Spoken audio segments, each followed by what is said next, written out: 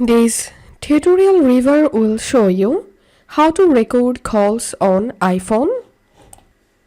This is the best option for you. Tough, you will need two devices.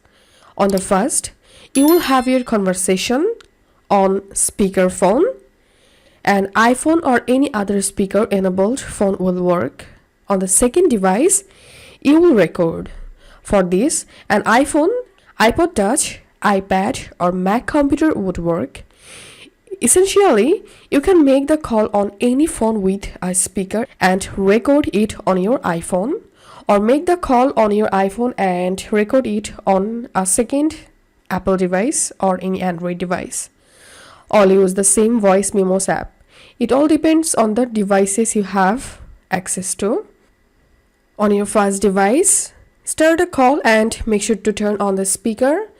Make sure to turn on speaker, and on your iPhone, open the voice memos app and tap on start recording to start your call recording. So this is the way you can record a phone call on iPhone. If you find this video helpful, make sure to subscribe Tutorial River. See you in the next video.